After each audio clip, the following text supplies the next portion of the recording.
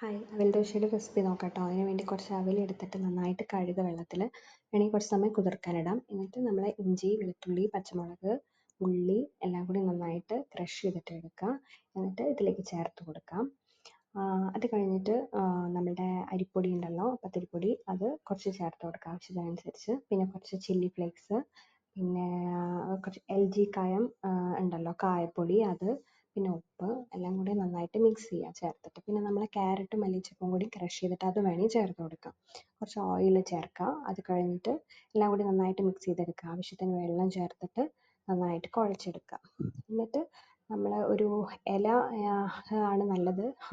നല്ല ടേസ്റ്റ് ഉണ്ടാവും. ഇല എനിക്കിവിടെ കിട്ടാത്തതുകൊണ്ട് ഞാനൊരു പ്ലേറ്റിൽ കുറച്ച് എണ്ണ തടവി കൊടുത്തിട്ട് അതിൽ ബോൾസാക്കി മാവെടുത്തിട്ട് ഇങ്ങനെ പരത്തി കൊടുക്കുക. പരത്തി കൊടുക്കാൻ ബുദ്ധിമുട്ടുണ്ടാകുമ്പോൾ നമ്മൾ വേണമെങ്കിൽ കുറച്ച് വെള്ളം ചേർത്തിട്ട് പരത്തി കൊടുക്കുക. വെള്ളം കയ്യിൽ തൊട്ട് പരത്തി കൊടുക്കുമ്പോൾ പെട്ടെന്ന് പരന്ന് കിട്ടും. എന്നിട്ട് നമ്മൾ പാൻ ചൂടായിട്ട് വരുമ്പോൾ ഈ ദോശ പരത്തി വെച്ചത് രണ്ട് സൈഡും നന്നായിട്ട് മൊരിച്ചെടുക്കുക. വെളിച്ചെണ്ണയോ നെയ്യോ ചേർത്ത് മൊരിച്ചെടുക്കുക. മൊരിച്ചെടുത്ത് കിട്ടിയാൽ നമ്മളെ അവൽ ദോശ നമുക്ക് കിട്ടും കേട്ടോ. നല്ല ടേസ്റ്റാണ്. എല്ലാവരും ഒന്ന് ട്രൈ ചെയ്ത് നോക്കൂ. ഞങ്ങൾക്കൊരു ഡിഫറെൻറ്റ് ടേസ്റ്റ് തോന്നി.